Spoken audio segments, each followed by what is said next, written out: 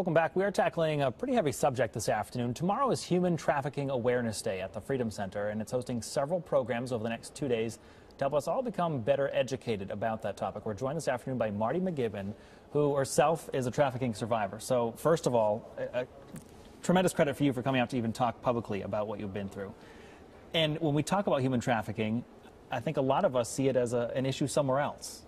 Obviously, this is an issue right here. Yes. Yes, it is, and it's not in some far-off country. It's a lot of it happens here, and there's an estimated 27 million people enslaved over the world today. That's the estimate.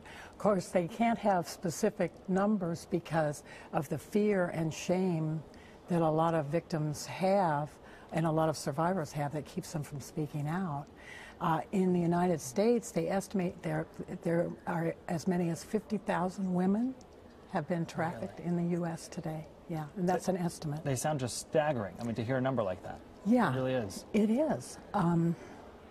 So the thing is, I started to tell my story in 2009 because this happened to me, obviously, a long time ago when I was young.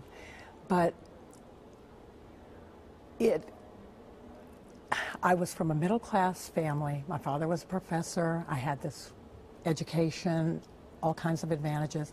I was a successful stand-up comic with a Tonight Show scheduled, and I spiraled down into drug addiction, and that made me vulnerable to being trafficked.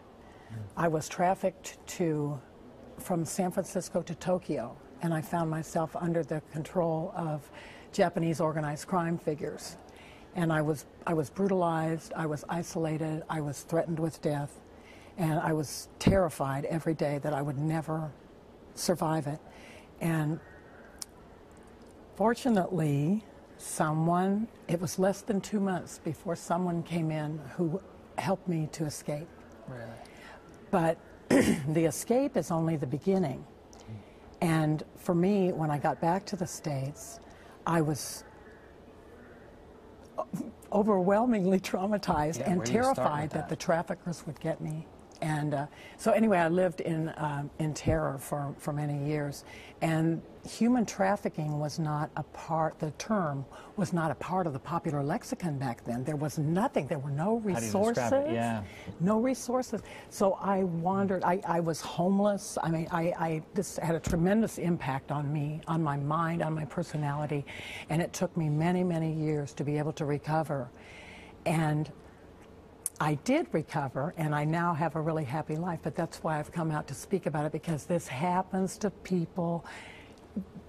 There are no preconceived idea of who this may happen to, and it's a crime that's continuing. And as you are speaking out, I want to make sure we mention, you have a book. We have it on our table here. Yeah. This is you. Yeah, this is a memoir.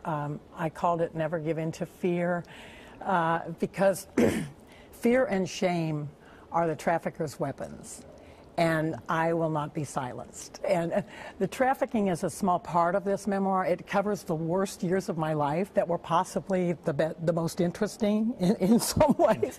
But because I was an addict, I wanted to speak out about addiction and about human trafficking and let the world know that even the seemingly hopeless cases like I was do recover and prosper, and that if there's anyone out there that's wondering about this kind of thing, just from a personal point of view, they can read my story. And living proof of the survival. Marti, it is a pleasure to have you. You're speaking tonight at the Freedom Center. Yes. And there are 2 days worth of events. Of course, you can get all the information about that on our website, WCPO.com. A pleasure to meet you. Thank you for speaking out. It's good to hear the story. Your time now is 12:28. The man who could be